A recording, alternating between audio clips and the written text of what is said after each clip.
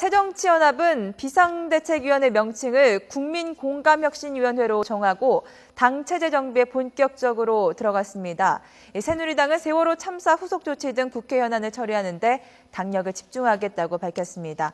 국회 연결하겠습니다. 김대근 기자. 네, 국회입니다. 네, 새정치민주연합 박영선 비대위원장이 비대위의 방향에 대해서 회견을 열었다는데 어떤 내용입니까?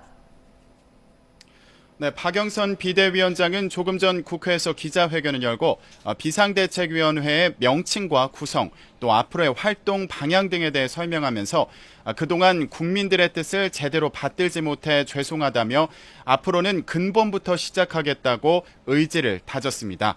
이어 투쟁정당의 이미지를 벗어나 국민의 절대적인 공감과 또 지지를 받는 새정치민주연합이 되겠다고 다짐했습니다.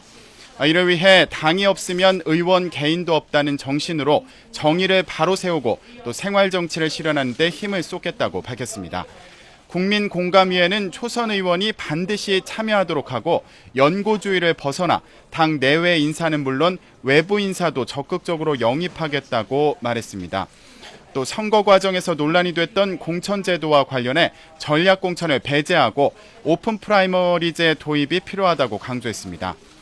또 앞으로 비대위에서 추진할 개혁안에 대해 당은 물론 국민들의 여론도 수렴하겠다며 당 홈페이지와 자신의 SNS를 통해 의견을 줄 것을 당부했습니다.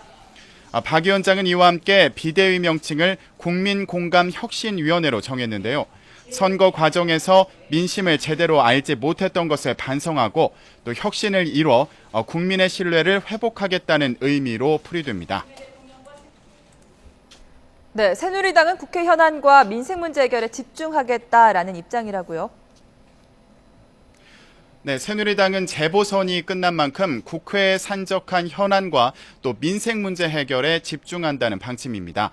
세월호 참사 후속 조치와 또 경제 살리기 등 민생 현안을 위해 야당과의 협의를 시작하겠다는 건데요. 이완구 원내대표는 오늘 오전 회의에서 각종 현안에 대한 논의를 위해 내일이나 모레 야당과 접촉하겠다는 입장을 밝혔습니다.